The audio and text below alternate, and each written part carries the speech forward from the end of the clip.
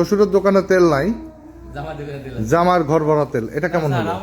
Right, বাস্তবতা আমি তো দেখতেছি। এই যে এই রুম কি, এটা তো আপনার মেকানিক্যাল ওয়ার্কশপ, তাই তো? তো তেল কেন এই চিপার মধ্যে বলেন? এই যে বাইরে দিয়ে শাটার আটকানো, পেছন সাইড দিয়ে আইসা এই যে আপনার ব্যারেল তেল। জাতীয় ভোক্তা অধিকার সংরক্ষণ অধিদপ্তর মানিকগঞ্জ জেলা কার্যালয় থেকে আমরা এই মুহূর্তে অভিযানে আসছি। আমাদের কাছে গোপন তথ্য ছিল যে এই বাড়িতে সাগর মঞ্জিল, যে এখানে বাড়ির ভিতর থেকে তেল বিক্রয় করা হয়। বাজারে তেল সরবরাহ কম থাকায় এখানে যে একজন ব্যবসায়ী আছেন, তো মূলত এটা হচ্ছে একটা গ্যারেজ। এটা সাগর মেশিনারিজ অ্যান্ড অটো গ্যারেজ। তো এই সাইনবোর্ডের আড়ালে, মানে গ্যারেজের মধ্যে থেকে এখানে অতিরিক্ত দামে বিশেষ করে ডিজেল পেট্রোল বিক্রি করা হয় এমন তথ্যের ভিত্তিতে আমরা এই বাড়িতে আসছি।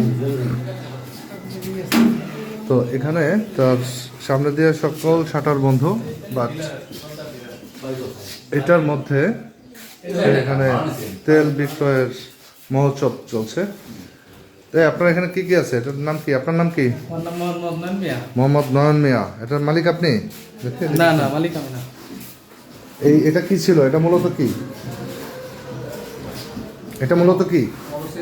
মোটরসাইকেলে কাজ করা হয় এবং মোটরসাইকেলে কাজ করেন? কৃষি জমির ডিজেল বিক্রি করা হয়। আচ্ছা, ডিজেল বিক্রি করা হয়। তো দেখলাম এই যে আপনি যে সারি সারি বোতল এখানে রেখেছেন ব্যারেল সহ, এটা কি?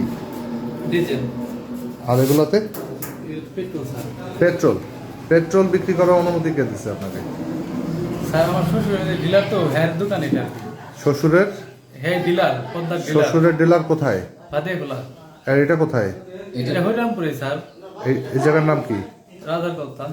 কলতা। বিজয়নগর মোড়। তা আপনার শ্বশুরের ডিলার হচ্ছে নদিয়াখোলা, আর এইখানে বসে আপনাকে দিচ্ছে দায়িত্ব? আমাকে আর কি মানে রাখছে আর কি। এই পেট্রোল ডিজেল বিক্রি করার দায়িত্ব আপনাকে দিচ্ছে। তো বাড়ির মধ্যে বসে বিক্রি করতেছেন, এটা গ্যারেজের মধ্যে। এখানে আপনার কোনো লাইসেন্স আছে? আপনার কোনো অনুমতি আছে? স্যার ওই কথা যেটা প্রশ্ন করে উত্তর দেন। এইখানে তেল বিক্রয়ের জন্য যে যে লাইসেন্স লাগে, যে সকল অনুমোদন লাগে ফায়ার সার্ভিসের, বিস্ফোরক পরিদপ্তরে, আছে এগুলো? না স্যার, ওই হ্যার ওইটার থেকে এই জায়গা আর কি। আরে সেটা তো ওখানে, সেটা তো আরেকটা বাজারে। আপনি বাড়ির মধ্যে যে করতেছেন এটা, এইখানকার অনুমতি আছে কিনা? এই যেগুলো সাজায় রাখছেন পেট্রোল ডিজেল, সামনে দিয়ে আপনার শাটার বন্ধ, এটা হলো একটা গ্যারেজ। বুঝছি আপনার এখানে লোকজন দেখলাম বাড়িতে যে কিনতে আসছে পেছন দিয়ে, এবং আমাদের কাছে অভিযোগও ছিল তাই যে আপনি বাড়ির ভিতর থেকে তেল বিক্রি করতেছেন, তাও আবার বেশি দামে।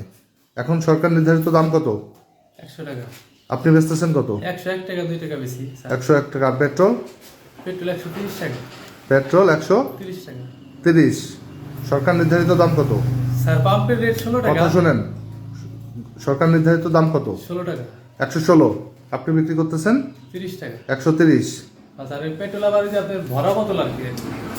ভরা না, আপনি যেটা লিটারে বিক্রি হচ্ছে সেটাই তো আনবেন, সেটাই তো বিক্রি করবেন, তাই না? স্যার লোকাল তো স্যার মনে করলেন পাম্পে থেকে আচ্ছা, কিনা। এখন আপনার কাছে পেট্রোলও মজুদ আছে, আর কই দেখি, চলেন ওদিক চলেন।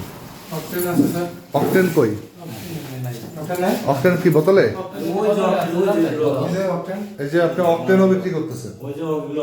তো আপনার ডিলার কি শ্বশুর হয় আপনার? তো আপনার শ্বশুর আপনাকে এগুলো করার জন্য বলছে? হ্যাঁ দোকান স্যার। আব্বার বলে হ্যাঁ দোকান। হ্যাঁ দোকান, আমি তো মনে করি মালিক না। যে বাজারে তেল নাই, ওনার বাড়িতে আছে। জি স্যার। তো এই জন্য আপনার বাড়িতে এসে ঘটনার সত্যতা আমরা পেয়েছি, তাই তো? জি স্যার। তাহলে আপনার এখন কাজ হলো, শোনেন, কোন স্যার? এই যেটুক তেল এখানে আছে, হ্যাঁ স্যার। আবারও মনোযোগ দিয়ে শুনেন, যেটুক তেল পেট্রোল ডিজেল যা আছে জি স্যার। এটা বিক্রি করে দেবেন। জি স্যার। কিন্তু সরকারি নিয়ম অনুযায়ী যার যতটুকু প্রাপ্য তাকে অতটুকু করে বিক্রি করে দেবেন, দিয়ে এটা বিক্রি শেষ করবেন। জি স্যার। এটা আবার আটকায় রাখবেন না, ঠিক আছে? কৃষক যারা আসবে স্যার। ওটা খুলবেন, এখন যা খুলবেন, খুলে যেগুলো আছে দ্রুত বিক্রি করে দেবেন। জি স্যার। আর আপনার বিরুদ্ধে আমরা আইনগত ব্যবস্থা নিচ্ছি।